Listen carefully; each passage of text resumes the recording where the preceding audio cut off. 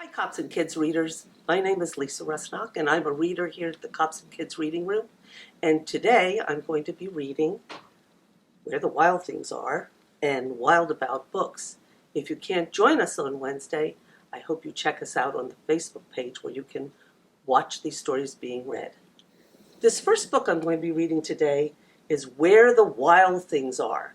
And would you believe this? I heard about this book over 50 years ago. So it's called a classic because it's been around for a while, and it's a really good story. I hope you enjoy it. This book was written by Maurice Sendack, and he also did the pictures. The night Max wore his wolf suit and made mischief of one kind and another, his mother called him Wild Thing. And Max said, "I'll eat you up." So he was sent to bed without eating anything.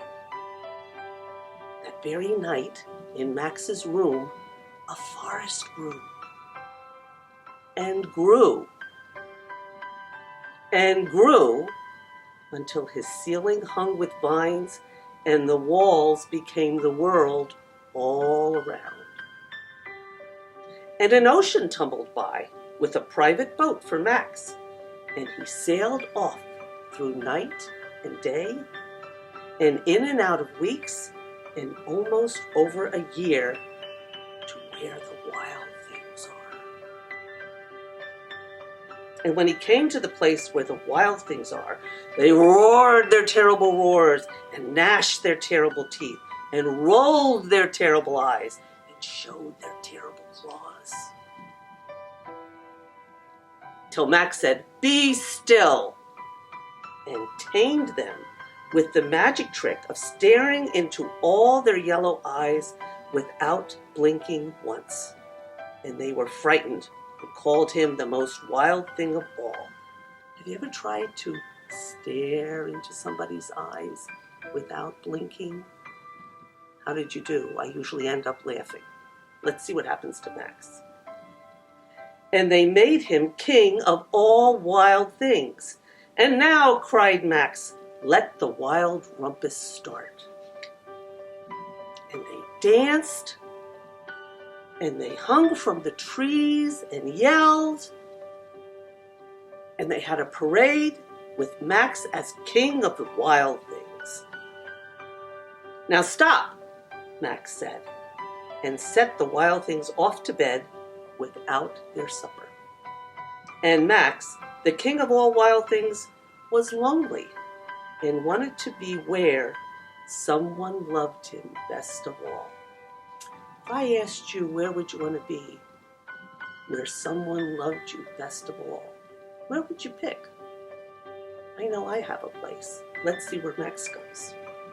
Then all around, from far away across the world, he smelled good things to eat. So he gave up being king of where the wild things are. But the wild things cried, "Oh, please don't go. We'll eat you up. We love you so." And Max said, "No." The wild things roared their terrible roars, gnashed their terrible teeth, and rolled their terrible eyes, and showed their terrible claws. But Max stepped into his private boat and waved goodbye, and sailed back over a year, and in and out of weeks, and through a day, and into the night of his very own room, where he found his supper waiting for him. And it was still hot. The end. Wow, what an adventure Max had. Wonder if that was for real, or maybe he was dreaming that. See what you think about that. See what our other book is. This year, our theme for the summer reading program is Wild About Reading. So I found a book that's wild about books. It's kind of a poem, so you'll notice that there's a lot of rhyming in it. Wild About Books. It started the summer of 2002 when the Springfield librarian Molly McGrew by mistake drove her bookmobile into the zoo. Molly opened the door and she let down the stair, turned on the computer, and sat in the chair. A bookmobile is kind of like a really large truck that has books inside of it, and it drives around from neighborhood to neighborhood. Now, a lot of you come here to get your books, but not every place has a place like this to come to. So this is what happened when Molly drove to the zoo. At first, all the animals watched from a distance, but Molly could conquer the strongest resistance.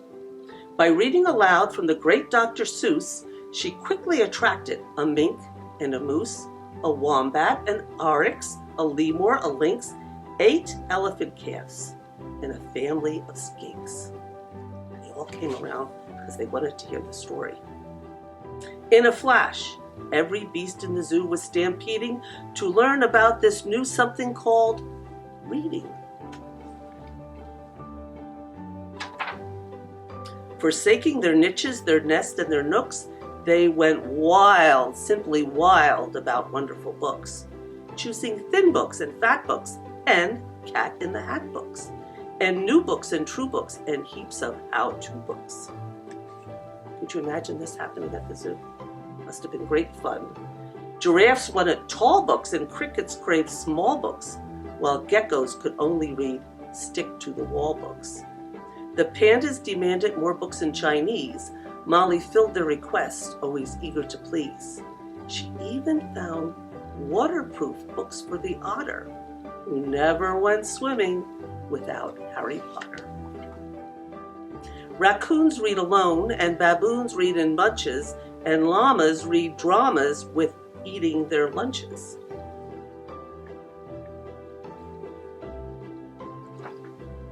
Hyenas shared jokes with the red-bellied snakes, and they howled and they hissed till their funny bones ached. I would like to hear some of those jokes. A tree kangaroo, who adored Nancy Drew, began solving mysteries right there at the zoo, such as, why were the bandicoots books overdue?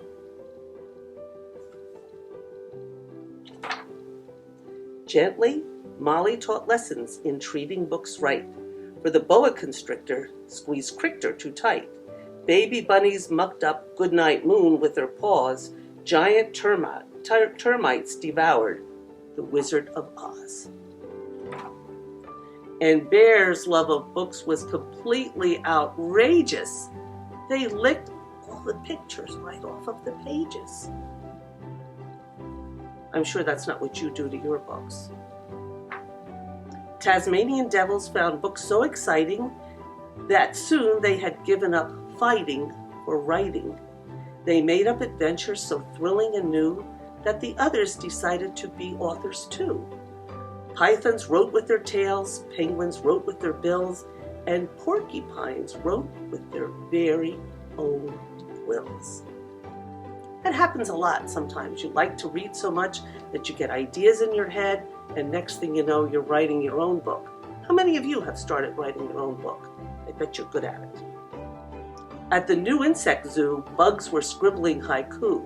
The scorpion gave each a stinging review. As Cheetah's new novel began to take shape, he read chapters each night to the Barbary ape. And although the gazelle couldn't spell very well, like everyone else, she had stories to tell. Imagine the hippo's enormous surprise when her memoir was given the Zulitzer Prize. With so many new books, Molly knew what to do. She hired 12 beavers, a stork, and a gnu. She built a branch library there at the zoo.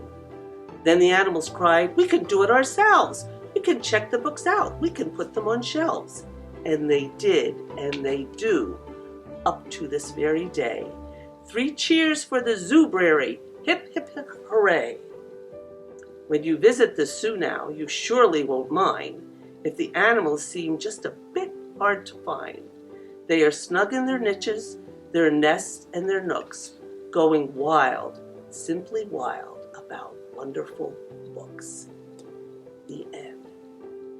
I think I'm going to try to find that zoo where all the animals read books. I hope you enjoyed both of them. And as I said, if you can't make it here that day, Wednesday, check us out on Facebook and you'll see these 2 books. Bye, boys and girls. Hi, boys and girls. We have a very simple craft today, and I'm sure you have these things at home, so you'll be able to make it easily. And maybe your mom or your older sister or brother or grandmom or babysitter could help you with it too. You'll remember when I read Where the Wild Things Are, Max was made king of the wild rumpus. So we are making a wild rumpus crown, just like Max wore. All you need is a paper plate. Cut it in half. Mine's already cut in half, so I'm going to try to refold it. And make 3 slits. 1 here, 1 here, 1 here. And open it up again. And then fold up your pointed parts. And lo and behold, it becomes a crown. If you're king of the wild rumpus, or queen of the wild rumpus, let's not forget girls and boys, you certainly need a crown. So you can decorate this, maybe put some jewels on it, get your markers out, get your crayons out.